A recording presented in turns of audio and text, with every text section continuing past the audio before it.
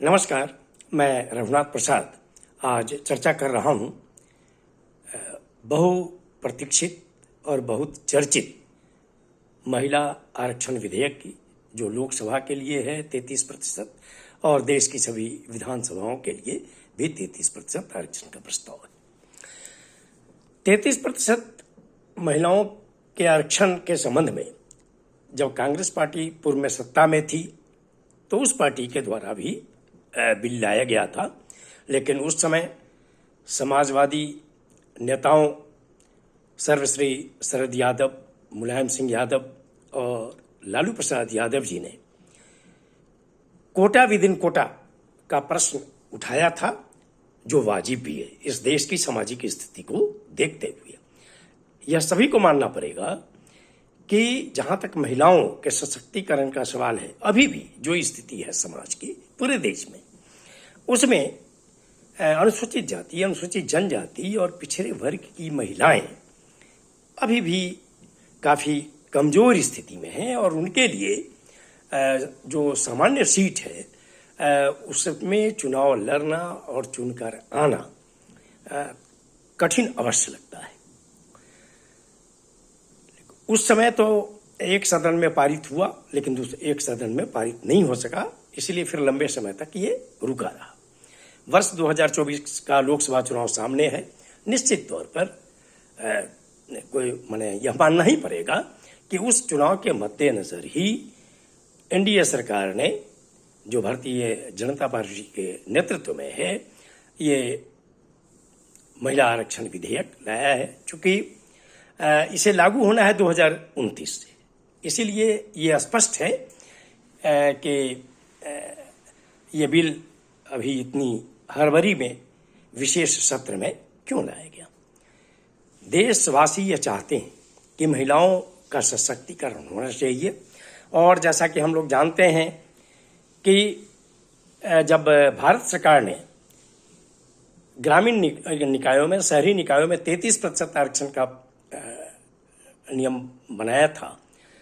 तो बिहार की जो सरकार है उसने 50% आरक्षण महिलाओं को सशक्तिकरण के लिए ग्रामीण निकायों और शहरी निकायों में दिया था। महिलाओं के सशक्तिकरण के हिसाब से मैं समझता हूँ कि बिहार में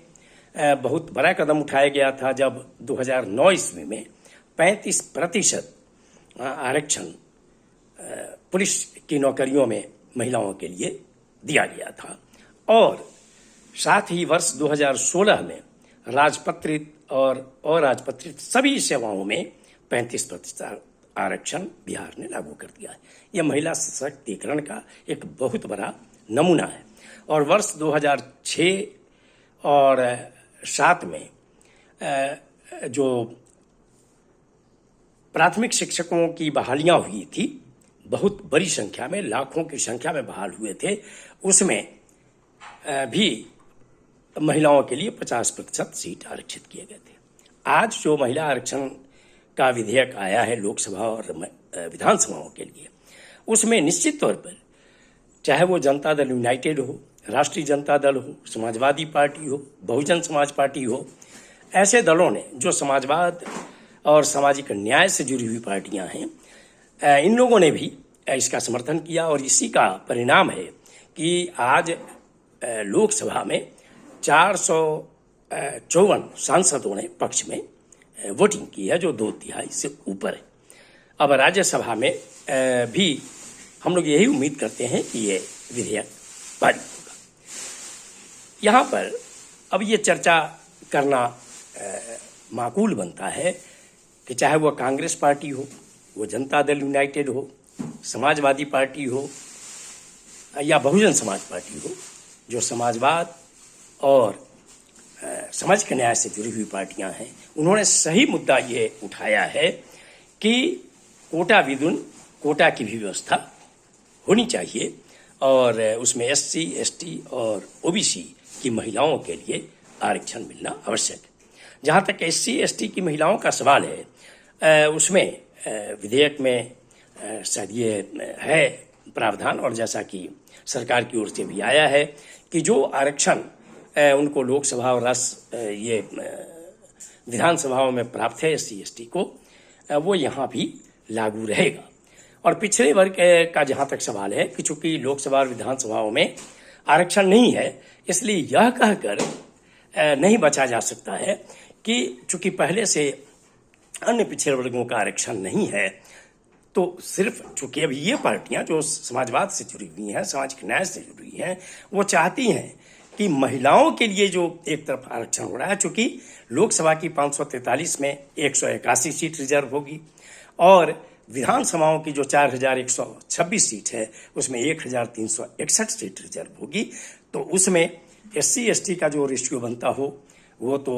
मिल जाएगा, लेकिन अन्य पिछड़े वर्गों की महिलाओं का कोई आरक्षण अगर नहीं होगा तो निश्चित तौर पर संख्या चूंकि उसी 543 और 4126 में से है, तो पिछड़े वर्ग की महिलाओं की तादाद बढ़ना शंकास्पद है। इसीलिए और ये कहना कि उसके लिए आरक्षण का प्रावधान नहीं है, तो जो सदन लोकसभा और राज्यसभा ये विधेयक पारित कर रहा है, तो क्या संविधान में ऐसा कुछ नहीं है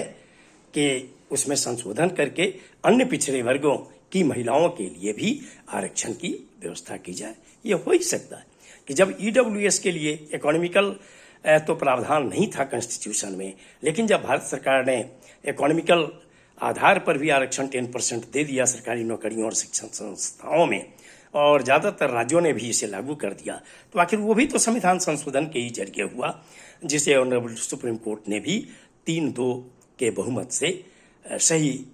सिद्ध कर दिया है। तो ऐसी परिस्थिति में निश्चित तौर पर सत्ता पक्ष और विपक्ष सभी को एकजुट होकर इसमें ये विचार करना चाहिए कि संविधान संशोधन के लिए और राज्यों की सहमति के लिए इसके लिए भी एक अलग से प्रावधान आगे चलकर जरूर किए जाएं, ताकि SC/ST की महिलाओं के अतिरिक्त अन्य पिछड़े वर्गों की भी महिलाओं के आरक्षण की व्यवस्था लोकसभा और विधानसभाओं में 33% सीट में कोटा